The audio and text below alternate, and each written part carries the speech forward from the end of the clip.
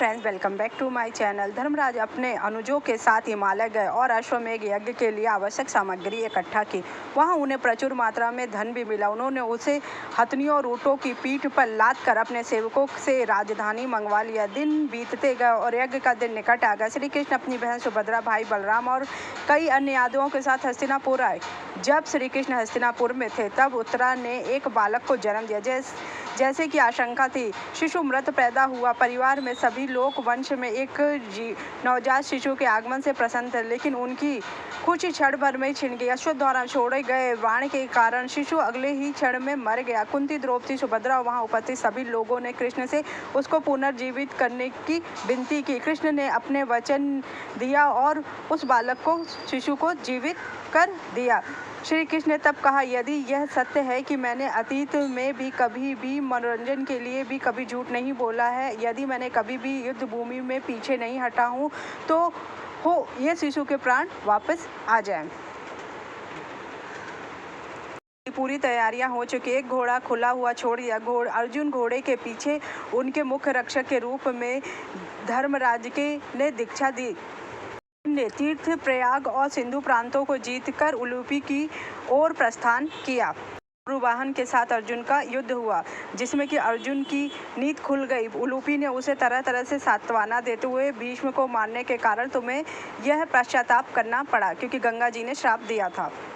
अर्जुन वहां से चले जाते। यज्ञ बड़े धूमधाम से किया जाता। राजाओं और अतिथियों का भव्य स्वागत किया जाता। वहां चावल के ढेर, घी से भरे बर्तन, मीठे द्रव्य की धाराएं और मदिरा व अन्य पेय पदार्थों से भरे सरोवर थे। वहां परोसे गए भोजन की मात्रा अतुलनीय थी। देश भर से आए लोगों ने इस महायज्ञ की चर्चा की। धर्मराज जी से यज्ञ में उपस्थित सभी लोगों को अपार धन और रत्न दिए और उन्होंने उनको पाप मुक्त होने के लिए कहा। यज्ञ के अंत में एक अनहोनी घटना घटी। सभी अतिथि यज्ञ की प्रक्रिया से संतुष्ट थे और उन्हें मिले उपहारों से भी संतुष्ट थे। अचानक एक नेवला बिल से बाहर निकला। उसके सिर से लेकर पूंछ तक का आधा शरीर सुनहरा था।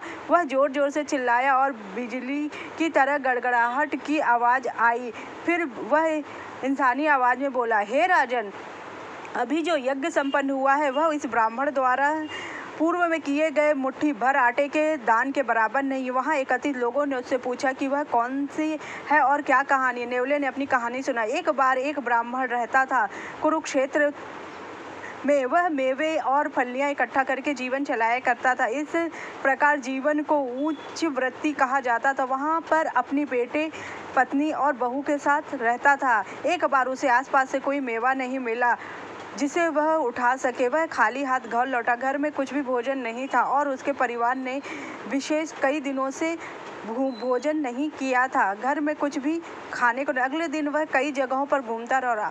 आखिरकार जौ का कुछ आटा इकट्ठा करके लाने में कामयाब गया। उसने इसे अपने परिवार को सौंप दिया। भोजन पकाया और जैसे ही भोजन करने बैठे, उनके दरवाजे पर एक अतिथि प्रकट हुए। ब्राह्मण ने उसका स्वागत किया, उसे पानी दिया और उसे आटे का उसका हिस्सा दिया। चूंकि अतिथि बहुत भूखा था, इसलिए उसे दिया गया भोजन पर्याप्त नहीं था। तब ब्राह्मण यजमान ने अपनी पत्नी से उसका हिस्सा देने का अनुरोध किया। वह भी पर्याप्त नहीं था। उसने अपने बेटे और बहू का भी हिस्सा मेहमान को परोस दिया। इससे मेहमान की भूख मिट गई। हालांकि घर का मुखिया इस बात से दुखी था कि उसके परिवार के लिए रखे गए खाने का हिस्सा उससे छीन लिया गया, लेकिन उसके परिवार के किसी भी सदस्य को इससे कोई फर्क नहीं पड़ा। सभी खुशी थे कि उनके मेहमान अब संतुष्ट हो गए हैं। तब अतिथि ने कहा, महाराज, आपने जो दान दिया है वह उत्तम प्रकार का है। आपने जो कुछ भी कमाया था उसे धार्मिक रीति से समर्पित कर दिया। आपके पूर्वज धन्य, आपके पुण्य कर्मों का उचित फल मिलेगा। आपके तप से देवता भी प्रसन्न है। भूख बुद्धि को बाधित करती है और धार्मिक विचारों में बाधा सिद्ध हो सकता है। बुद्धि नष्ट हो जाती है, साहस दुर्बलता हो जाता है। भूख पर विजय पाना स्वर्ग पर विजय पाने के समान है। आपने धर्म के लिए अपने सुख सुविधाओं की तो बिल्कुल भी परवाह नहीं की, यहाँ तक कि आपने अपने प्रियों के सुख सुविधाओं का भी त्याग किया है। आपने धर्म को सर्वोपरि मानकर यह दान दिया है। जो व्यक्ति सही समय पर सही कर्तव्य को दान करता है वह अवश्य ही स्वर्ग को प्राप्त होता है। दान की महत्ता का कोई महत्व नहीं था, केवल दान की भावना का ही महत्व होता है।